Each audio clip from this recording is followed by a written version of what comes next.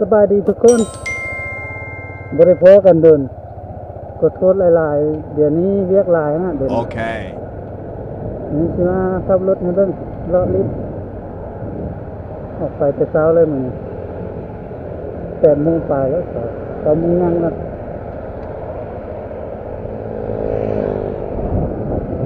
ออกมาเลาะลิ้นชิวๆเนาะเอามาอุ่น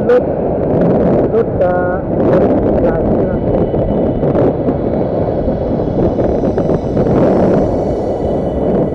มาสปีดกัน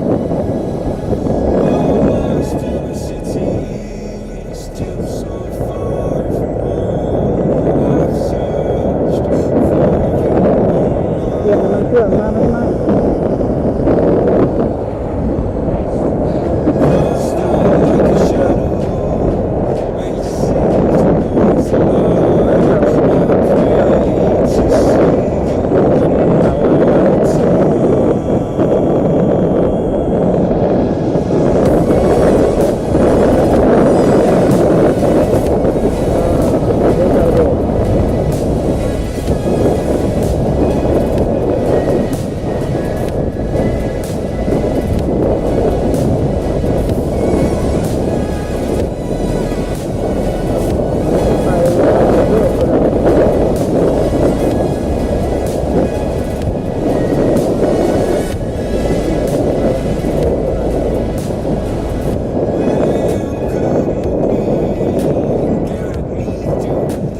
วันวาเลนไทน์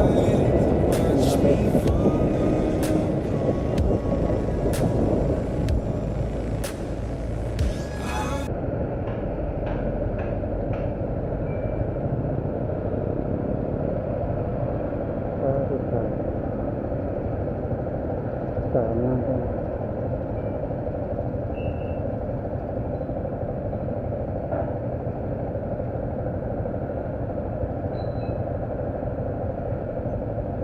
ฟ้าไปนั่ง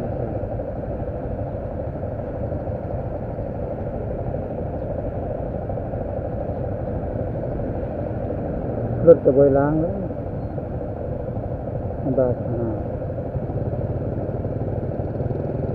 เจ้าตัดก็อะไร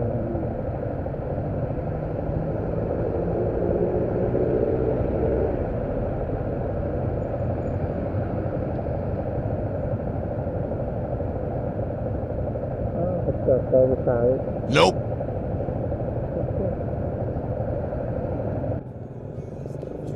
ตื่นเลย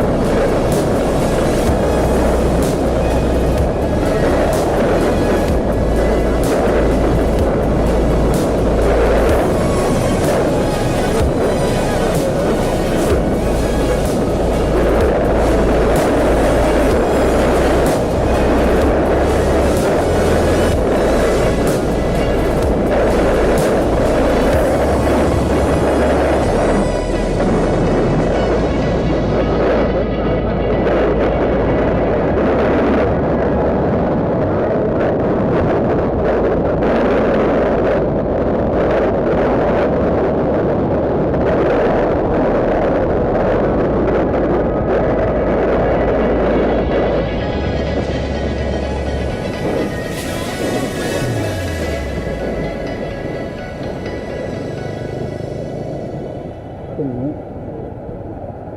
พัดลมเป่าแล้วเขาจะเฮ็ดทางแนวมานี่สนามกีฬาโมโซนพัดลมเป่าแล้วตอนนี้ตั้งแต่ออกมานี่แหละก็เป่าเลยจะตั้งแต่เปลี่ยนน้ำมานี่ก็มันจะใช่แน่น้อยนึงเป้าตาแน่แต่ถ้าตอนนั้นยังบ่ทันได้เปลี่ยนน้ำนี่ก็เป่าไว้นะทันได้เป้าเท่านึงเลยมันสิเป้าดุๆเลยเนาะมันฮ้อนไปเรื่อยๆเด้ถ้าเฮาบ่หมดจัก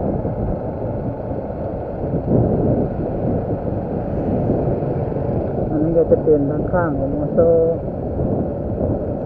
แล้วก็เลี้ยวไปนี่เนาะไปวัดอันนี้ครับไปทางหลังที่เกียน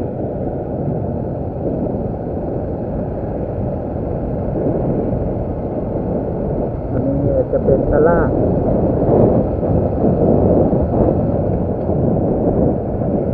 ทางนี้มอเตอร์ก็จะมามั่งมาเล่นทั้งคนเขาจะมีเงินอยู่มานั่งกินแล้วชิวๆแถวนี้ทางเดียวซุปเปอร์มาร์เก็ตแถวนี้เลยที่ร่วมกันขายนะ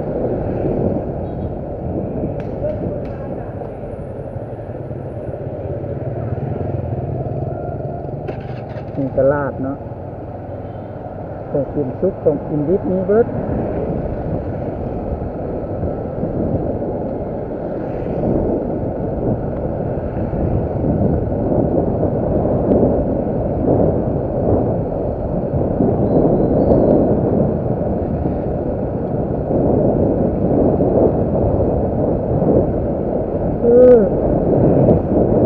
ตัวอย่างน้อยเลยขับรถไปแล้วกัน